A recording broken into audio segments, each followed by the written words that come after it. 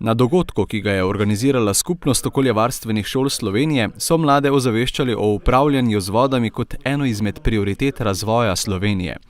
Gre za varstvo voda, urejanje voda in njihovo trajnostno rabo. Ob tem pa so dijakom Srednje gradbene šole in Gimnazije Maribor poudarili tudi pomembnost poklica okoljevarstveni tehnik. Ta poklic je prihodnosti poklic, saj še vedno se mladi ne odločajo za ta poklic, kar je narobe. Saj vsi bi mogli vedeti mi bi mogli biti ozaveščeni o vseh teh problemih, ki so v okolju, onesnaženosti in tako dalje, kar se tudi to danes pogovarjamo. Najbolj me zanima seveda varstvo okolja oziroma da se ozaveščamo vsem tem. Pomembno je predvsem to, da so nas vključili v to, da dejansko se zavedajo, da dejansko svet stoji na nas, da smo pomembni, pa res mi je všeč, da so nas tako dobrodošlo vključili v to. No? Da se naučimo nekaj novega, da pač dobimo znanje od ministrstva, je pač izobraženih oseb, da se izmenjujemo malo naše mišljenja, da se družimo.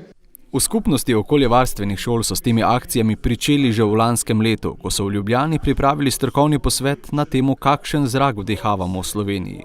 No, letos pa na Gradbeni šoli v Mariboru smo se dotaknili področja voda.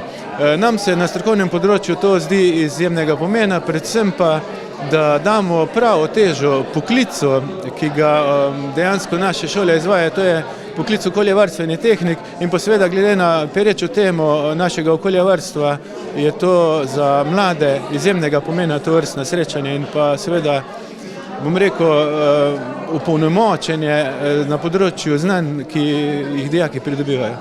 Da takšne okrogle mize spodbujajo mlade in jih motivirajo pri odločanju za svojo poklicno pot, pravijo tudi na Direkciji Republike Slovenije za vode. Jih je potrebno spodbujati, trebno jim je omogočati, treba je podpirati različne študijske smeri, izobraževalne smeri na tem področju, tako da imajo priložnost tudi seznanjati s problematiko, tako kot na tem dogodku, da spoznajo področje, da vejo, v kaj se podajajo in da potem jih enostavno se zmotivira, da bi se odločali za takšen poklic oziroma za to področje.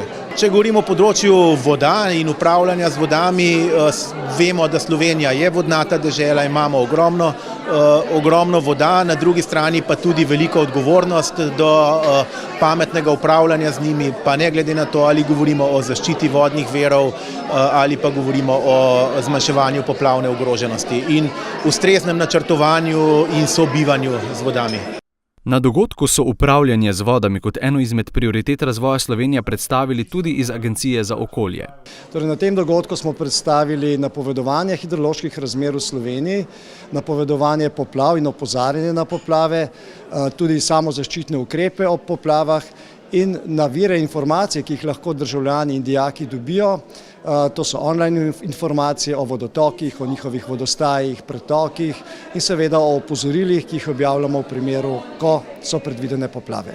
Tokrat je gostiteljica strokovnega srečanja bila Srednja gradbena šola in Gimnazija Maribor, kjer je pomembnost ozaveščanja mladih pozdravila tudi ravnateljica. In ker na mladi svet stoji, tako pravimo, naj te vsebine, ki bodo slišali danes, si zapomnijo, ozavestijo in naj jih ponesejo dalje. Okoljevarstveni tehnik je izobraževalni program, ki je pred dobrimi 10 leti nastal na pobudo Ministrstva za okolje in prostor.